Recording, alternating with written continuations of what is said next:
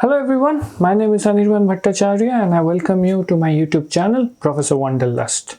In the previous video, we did talk about William Blake's poem, The Lamb, where Blake tried to establish a link between the child, Jesus, and the lamb. And this becomes very ironical when we try to establish this as a point of reference for understanding other poems in the Songs of Innocence volume. Poems like The Chimney Sweeper and Holy Thursday.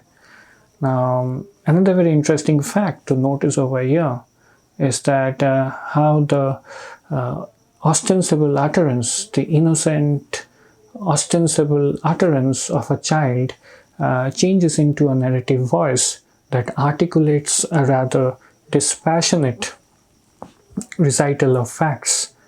Now, this happens the very moment Blake decides to pull down the curtains that was covering the different hypocritical facets of the London society. And one such example could be found in Blake's poem, The Chimney Sweeper. Now, the child narrator talks about his predicament. Now, the child narrator tells us about his hardship, where he says that when my mother died, I was very young, and my father sold me, while yet my tongue could scarcely cry, weep, weep, weep, weep. So your chimneys I sweep, and in soot I sleep. Now this poem kind of breaks my heart every time when I try to discuss it, or I try to teach this poem to my students. And Blake wrote this poem kind of in 1789, but the context of the poem is kind of universal, and even in the 21st century we see how children are exploited. They are sold into slavery and they have to go through child labor, and this is sad that we still have to go through this. Now, these chimney sweepers were generally sold between the age of 4 and 7. They either left the poorhouse in batches or were individually bartered by their parents, who could accept between 20 and 30 shillings for their 7-year apprenticeship. There was a great need for their services in London, where the flues were characteristically narrow or twisted, so that they easily become constricted. The average size of these vents was something like 7 inches square, and a small child was prodded or pushed into the even smaller spaces within.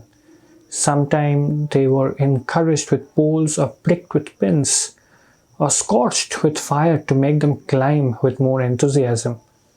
Of course, many died of suffocation, while others grew deformed.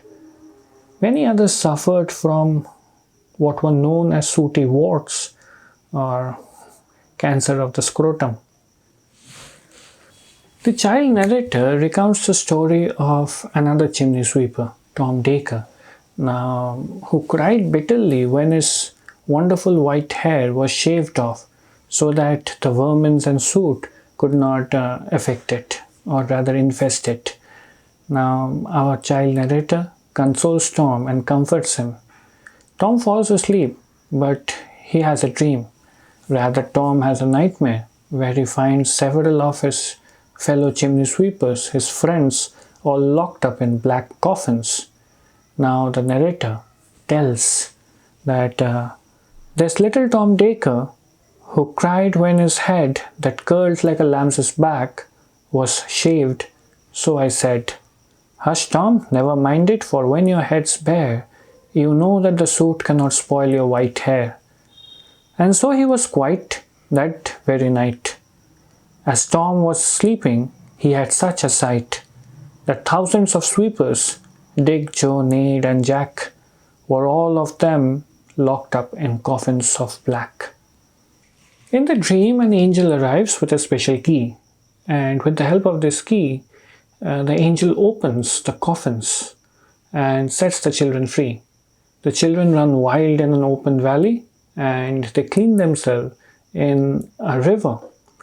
Now, the angel assures Tom that he could have this life for himself and he will never have to suffer pain again if he becomes a good boy.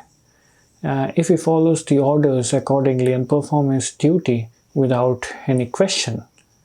Now, Tom already feels warm from this fake assurance. Tom wakes up in the morning, collects his thing, and goes out into the damp London air with his friends to perform his actions as a chimney sweeper. Now, the child narrator tells us, and so Tom awoke, and we rose in the dark, and got with our bags and brushes to work. Though the morning was cold, Tom was happy and warm. So if all do their duties, they need not fear harm.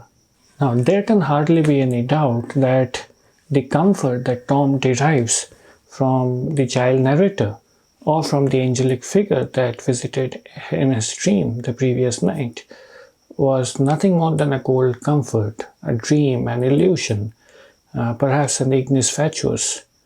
Now it is for this reason that Larissi has pointed out that in this poem, the child narrator is found to have internalized the doctrine of the exploiting class, and it is acting nothing more than a mouthpiece of the exploiters.